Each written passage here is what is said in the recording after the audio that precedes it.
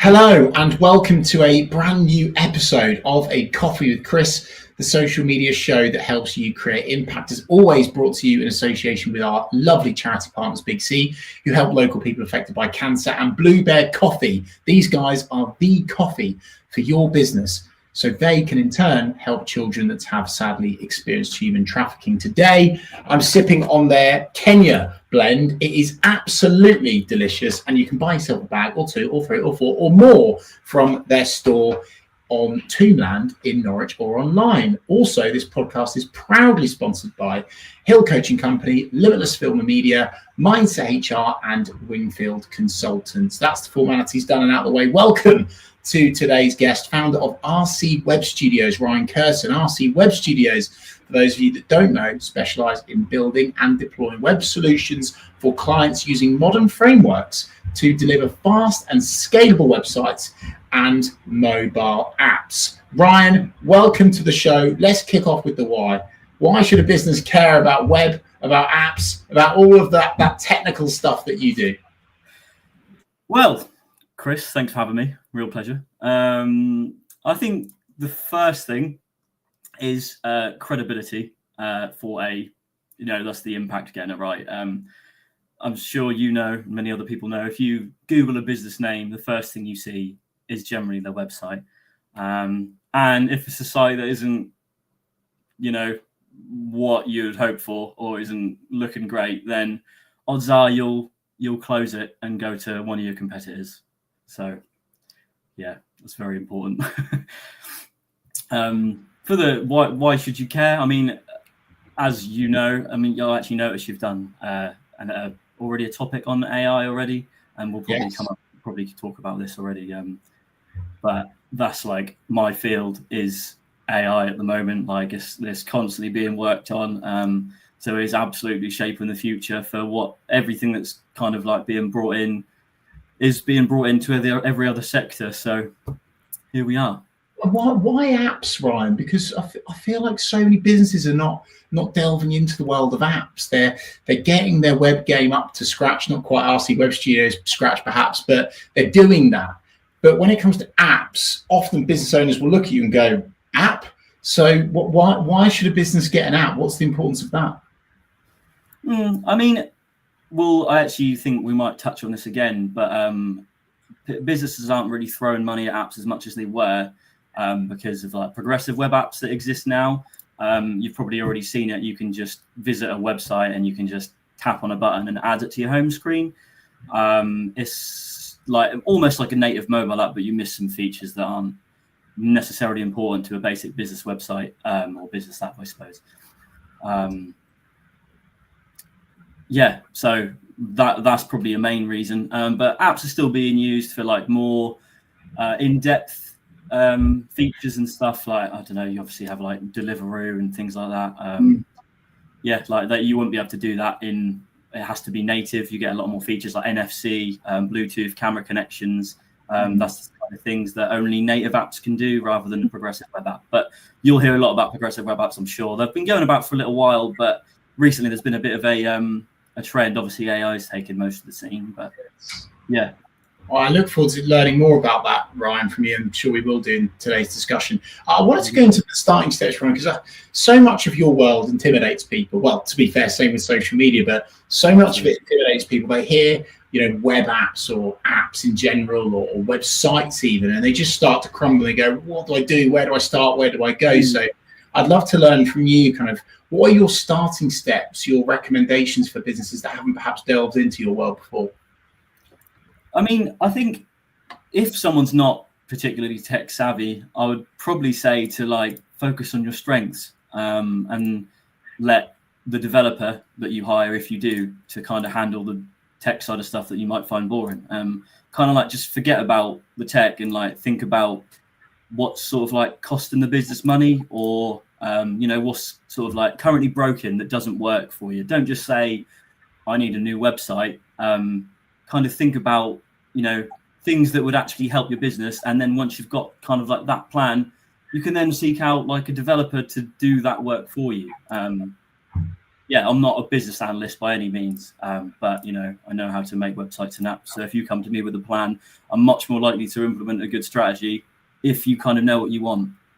I love that, Ryan. I love the point there about really going to someone like yourself with a challenge, with a pain point, rather than just we need a new shiny thing, right? I mean, Yeah, I'm sure absolutely. that's something that you would testify about for sure. Ryan, I want to tap into your experience now, because you've had the pleasure and privilege in your career of working with some really impressive, massive brands from the likes of O2, Sky, Vodafone, Amazon. What are some of the perhaps the principles, the processes from those kind of big projects that small businesses can perhaps adopt when it comes to their web apps, websites? Good question. I mean, I think I'd probably say the principles don't necessarily change. Like things like performance, which is the absolute like key to success if you want to rank on Google or any search engine. Well, obviously, let's be real, only people use Google nowadays. It's like the principles stay the same, but the scale is the thing that is like really blown out of proportion. So like when I did work on the large businesses, it was like speed, speed, speed. Obviously, we live in a world now where everyone's on Instagram Reels, TikTok, YouTube Shorts. So like attention span is at an all-time low. So you want to keep people on the website for as long as you possibly can. For an example, the sites I was building was when you would like, you wanted to trade in your phone online. So you would search for your phone, add it to your cart, and then check out to, you know, send it off and you'll get paid. That was kind of like where I did most of the work. But we had an issue where if you were searching for like an iPhone, and it had like 3-second return time on the like list of devices, people were just clicking off because they couldn't be bothered to wait that long. They were just going straight to it. I know. So obviously, like the key thing we had to focus on was speed, and that is like absolute key. Even people at home, if like anyone like watching or listening has like their own website, you can just use something called Google Page Speed Insights. I use it like religiously, and it'll just tell you like how it's ranking, like performance wise, like kind of SEO, and you can like the one thing you can do is the main, like probably the biggest impact thing you can do is like compress image sizes, or like just making them smaller, because you'll know if you go on the website and there's a massive image, it's going to take a long time to load. Just they don't need to be that big, you know, just cut them out a little bit, and like all it takes is like just 1 second to decrease your website load time, and you'll drastically improve your web ranking. It's actually quite impressive. I think your insights there, Ryan, have blown my mind. Really, the whole thing about speed, how kind of short people's attention spans really are, and the importance of that. And what a great bit of advice for businesses there about just compressing images and things like that. So many people don't. In actual fact, I'm now thinking, oh no, my own website, I need to sort that out for mine. Yeah, it's like it's one of those things like you'd think, oh yeah, in hindsight, like that makes sense because you know bigger files take longer to load, but you just see it on the website and you think, yeah, that looks nice, that'll do. Yeah, it's like I know it's always one of the first things I do when I'm given a website and it takes too long to load. It's a great tip, Ryan. So thank you for sharing that. To kind of make this a reality, Ryan, and to kind of maybe resonate with some of the small, medium, and large business owners watching this, I'd love it if you could share a story where perhaps you've worked kind of directly for a client. You know, you've sped up their website, etc., improved conversions, user experience, or something else, just so people can understand the power of your work. I mean, to be fair, this kind of is quite relatable to the thing I just talked about, which is what the big businesses kind of held back on, which was performance and speed. I remember there was like a client, it was when I was employed, so like a couple of years ago now or so, but it was quite a large e-commerce site. And if you were to go to a product page, it was taking about 5 seconds to load up. And naturally, again, people were getting bored of the loading times and going on to another competitor. And it was a really competitive field. So like we had to we didn't actually need to rebuild it in the end because they didn't want to spend too much money. So you kind of budget based on, you know, like what they want to do. So we just, actually, the important thing about it was as well is that it was actually mobile only that it happened on, which obviously 10 years ago prior to it happening, it wasn't as important because most people were desktop. But nowadays, obviously, everyone's on a mobile. That really matters. and it was like some random script that was being loaded, like third-party scripts, but only for mobile. So we like removed the scripts, and it was also again image compression, which we've obviously touched on. I think they were like sort of unoptimized for mobile specifically. So yeah, we just cut that down and we decreased it by like 4-second load time for the products, and within 2 weeks that increased sales. So boom, there you go, that quickly. Love that, Ryan. What I love the most about what you've said there, which is almost like the unsexy truth, and I'm so pleased that you've said it, is you don't need to completely rebuild your website from scratch. It might actually just be a case of, you know, tweaking, changing, optimizing things, right? And that's the wonderful thing about your work. Again, the perception from the outside looking in is, oh, cool, blimey, that's going to be really, really expensive and it's going to take so much time, and then the results won't come soon enough. But you've proven there that that doesn't need to be the case. So very well said, sir. Let's go to the future, Ryan. That's a fun place to go, isn't it? And I'm sure we're going to talk about AI now. What trends should business owners be paying attention to over the next 12 to 18 months when it comes to their websites and mobile apps and things like that? Yeah, I mean, obviously the big one is, of course, AI. Everyone's talking about it. No one, you know, I'm not sure everyone like is totally aware of actually how big it can possibly be and how worrying it actually is. But I mean, that's, I suppose, more long term. But I mean, short term, it's still going to allow us to use some tools that we couldn't before. One big one I think you'll start to see is like AI powered sort of like product recommendations. So if you go to Amazon, they'll just have your online persona for their platform. So if you've been looking at, I don't know, cars, that is all you'll see, and that because they know you're in the market to buy it. And don't get there's already targeted ads for that sort of thing, but it'll get a lot more in depth, and that won't even bother you showing products that it knows you aren't interested in. Yeah, so like AI can obviously help for the time being, because there'll still be more tools. Like obviously chatbots is a thing as well, just for customer service next year or so.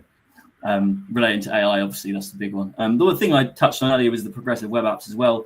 As I said, these have actually existed for a while, but they haven't really had like much interest because of the big AI bubble. Like if you'll now probably begin to start seeing, if you visit a website, you'll see a little link, probably download our progressive web app. They'll probably use a more obvious term, but you just add it to the home screen. And yeah, that's like another big thing coming up. My video's cut out. No, you're okay. You're just hanging on for dear life, Ryan, which is okay. So yeah, the big things coming up. Love that, Ryan. Then I'm getting no video at the moment for some reason, but yeah, that's fine. We can ride it out as we are. That's that's show business, so they say. Ryan, what are the mistakes to avoid when it comes to websites and mobile apps? Yeah, as long as I don't cut out again. That is, I'd probably say, I'm not saying that it doesn't work or it's not for every user, but there's a lot of, it's really highly advertised at the moment. It's like things like Wix and Squarespace. Of course, that works for like a brochure site, so to speak, like one that you don't really need to change. You just kind of want something online, so when someone Googles your business or name, it comes up. That's fine, absolutely no issues with that whatsoever. It's kind of like when you get to the point where you need a bit more custom functionality, which happens like more than you'd expect. And the second that happens, you have to either you have to basically more or less rebuild it because the platform you're on doesn't offer that functionality. And so you've wasted all that time, and you might have saved money by not paying for a developer, but you've wasted all that time, and time is money. So it's almost you're just sort of moving the pain or the problem further down the line, aren't you? Really, because absolutely you can create something to get going with, and as you've said superbly, Ryan, that's okay. But because many people watching this now, they're very, very good at what they do, right? So it's going to quickly grow, and then you'll be stuck with this kind of ceiling that you can't smash through because of the fact that you're stuck on a website like that, and then you would have wasted all the time. I think that's so superbly put, Ryan. So thank you for sharing that. My friend, where can people find you, do business with you, engage with you, message you, email you, and get your help with websites, with mobile apps, and more? I mean, I suppose to fit with my job, you can visit my website, 𝗖𝗵𝗿𝗶𝘀.co.uk. That's probably quite apt. I've got my social media links on there, so just click them if you're interested. I do have LinkedIn, Ryan Curson. Search for me if you want to connect. I'd gladly get involved. Yeah, feel free. Good man. Ryan, thank you so much for your time today. I very, very much appreciate you coming on. No, thank you. It's been a pleasure. And thank you so much to everyone watching live, watching back, listening back. If you've enjoyed this conversation with Ryan, give it a thumbs up on YouTube, a 5-star review on Spotify, iTunes, etc. And hey, get involved in the conversation. Tag us on social media @ReefSocial. We'll get back to as many of your comments as possible. Thank you so much for watching another episode of A Coffee with Chris, and I'll see you this time next week.